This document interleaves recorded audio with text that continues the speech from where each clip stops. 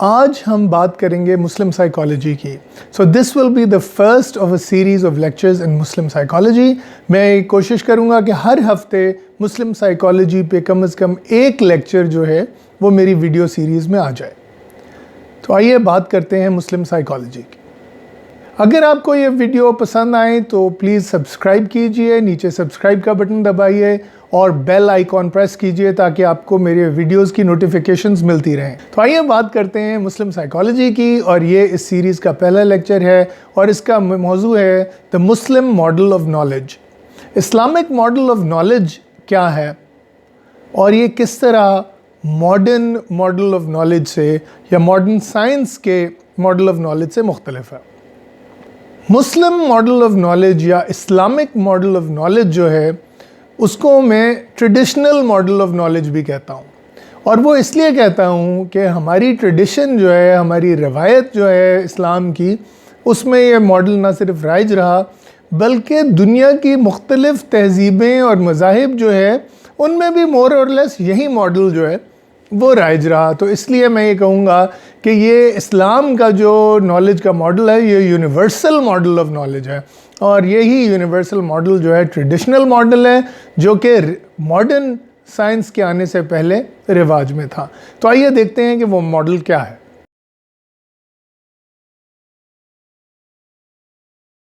ایک تکون ہے جو اسلامک ماڈل آف نالج کو ریپرزینٹ کرتی ہے، اور اس تکون کے 3 زرے ہیں.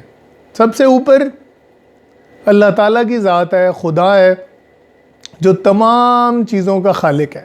ماڈرن سائنس میں ایسی کوئی چیز نہیں ہے، ایسا کوئی تصور نہیں ہے، نہ وہ ایسے تصور کی متحمل ہو سکتی ہے کہ اسلامک ماڈل آف نالج میں خدا سینٹرل بھی ہے اور سب سے اوپر ہے، سب سے ابو ہے اس ٹرائنگل میں as creator of every thing.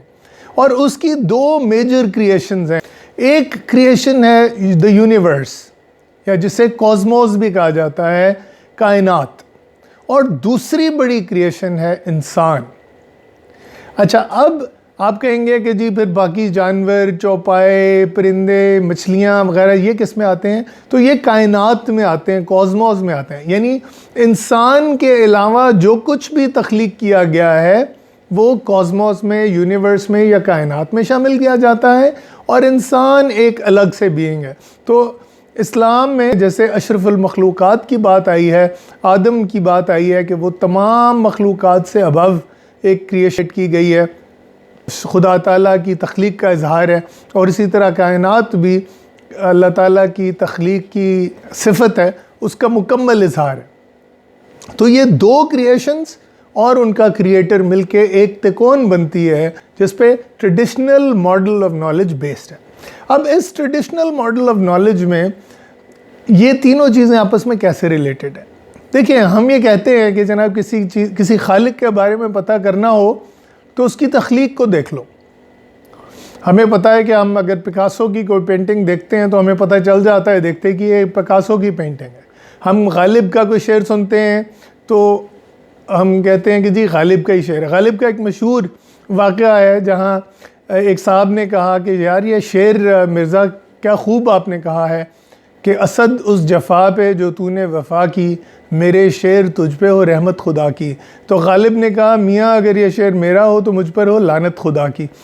مثال دینے کا مقصد یہ ہے کہ غالب نے دیکھتے ہی کہا کہ جناب اس کسی گھٹیا شاعر کی تخلیق کو مجھ سے منسوب نہ کیجیے. اسی طرح فیس بک میں آپ نے دیکھا ہوگا کہ عجیب عجیب بے تکیاں چیزیں جوڑ کے لوگ کہتے ہیں کہ جی یہ فراز کا شعر ہے یا اقبال کا شعر ہے، کہ ارے تم کہاں چلے گئے ہو فراز، تم نے تو محبت کرنی ہی نہیں آئی. اس ٹائپ کے وہ تک بندیاں جوڑ کے تو کہتے ہیں کہ جی یہ فراز کا شعر ہے یا اقبال کا شعر ہے. تو بہرحال خالق اپنی تخلیق سے پہچانا جاتا ہے، اور اسی طرح اللہ تعالیٰ کی جھلک ہمیں اس کائنات کے ذرے ذرے میں ملتی ہے. اور یہ کانسیپٹ سمجھنا بڑا ضروری ہے کہ اللہ تعالیٰ کی جھلک ذرے ذرے میں ملتی ہے. یعنی اگر اللہ تعالیٰ ہر جگہ موجود ہے تو ہر ذرے میں موجود ہے، ہر مولیکیول میں موجود ہے، ہر ایٹم میں موجود ہے، اور تو گویا ہماری روح میں موجود ہے. اس کائنات کے ہر ذرے میں، ہر حباب میں، ہر بلبلے میں، ہر آئینے میں، ہر چیز میں. اسی طرح وقت کے ہر لمحے میں، ہر پل میں کوئی ایسا دقیقہ نہیں ہے، کوئی ایسی ساتھ نہیں ہے جس میں اللہ تعالیٰ کی ذات کا ظہور نہ ہو رہا ہو. سورہ رحمان میں ہے کل یوم ہوا فی شان، یعنی اللہ تعالیٰ ہر یوم نئی شان سے آتے ہیں، ہر روز نئی شان سے آتے ہیں. تو اسی طرح کائنات بھی جو ہے وہ روز اپنے آپ کو رینیو کرتی ہے اللہ تعالیٰ کے ایک بنائے ہوئے سسٹم کے تحت. اسی طرح جیسے اقبال کا شعر ہے، ہر لحظہ ہے مومن کی نئی شان نئی آن، گفتار میں کردار میں اللہ کی برہان. تو وہ یہی کہنا چاہ رہے ہیں کہ جس طرح اللہ تعالیٰ ہر روز نئی شان اور نئی آن سے آتے ہیں، انسان کو بھی اللہ تعالیٰ کی بہترین مخلوق ہونے کے ناطے اپنے آپ کو ڈیلی رینیو کرنا چاہیے. اس چیز پہ تو الگ سے بات کریں گے، لیکن جو اہم بات ہے وہ یہاں پہ وہ یہ ہے کہ اللہ تعالیٰ کی دو عظیم مخلوقات ہیں، ایک کائنات ہے اور ایک انسان ہے، اور یہ دونوں جو تخلیقات ہیں یہ دونوں میں اللہ تعالیٰ کی تجلی کا اظہار ہوتا ہے، اللہ تعالیٰ کا جلوہ نظر آتا ہے، اللہ تعالیٰ کی جھلک نظر آتی ہے. تو یہ چیز بہت اہم ہے سمجھنا کہ ٹریڈیشنل ماڈل آف نالج میں انسان، کائنات، خدا کی دو ایسی تخلیقات ہیں جو آپس میں کنیکٹڈ ہیں اور ایک آئیڈیا کے مطابق ایک دوسرے کے امیجز ہیں. قرآن مجید میں ہے کہ ہم انہیں دکھائیں گے اپنی نشانیاں اس کائنات میں اور ان کے نفس میں. یعنی ہمارے نفس میں بھی وہی چیزیں، اسی قسم کی چیزیں موجود ہیں جو کائنات میں ہیں، اور جو وہ کائنات میں چیزیں ہیں اور جو ہمارے نفس میں چیزیں ہیں وہ اللہ تعالیٰ کی آیات ہیں، اللہ تعالیٰ کی نشانیاں ہیں. اب this is a very important verse of the holy Quran. اب میں کچھ آپ کے سامنے پیش کروں گا اور اس کے بعد اس کی ڈسکشن ہوگی کہ یہاں پہ وہ کہنا کیا چاہ رہے ہیں. دل دریا سمندروں ڈونگے تے کون دلاں دیاں جانے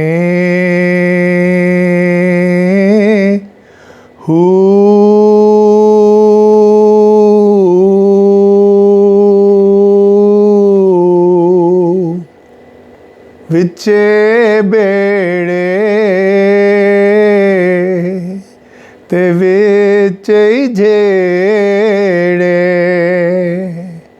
تے وچے ونج مہانے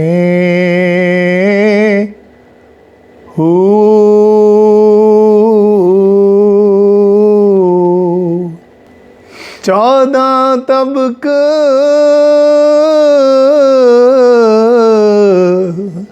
دلے دے اندر تمبو وانگن تانے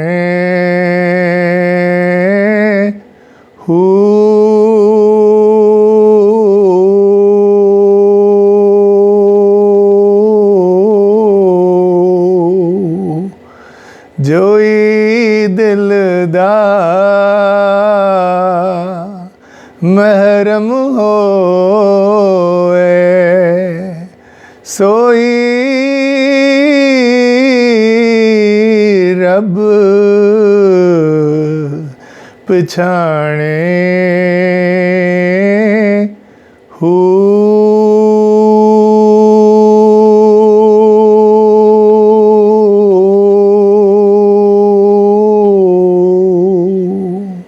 تو سلطان باہو یہاں کہہ رہے ہیں کہ دل کے جو سمندر ہیں، دل دریا جو ہیں، وہ سمندروں سے بھی زیادہ گہرے ہیں. یعنی جو اس کائنات میں سمندر ہیں اسی طرح دل میں بھی سمندر ہیں، اور دل کا جو سمندر ہے وہ باہر کے سمندر سے، کائنات کے سمندر سے زیادہ گہرا ہے.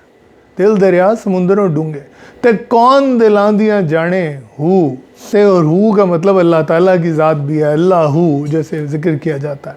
تو ایک طرف تو سوال ہے اور دوسری طرف یہ ہے کہ صرف اللہ ہی جانتا ہے کہ دلوں میں کیا ہے.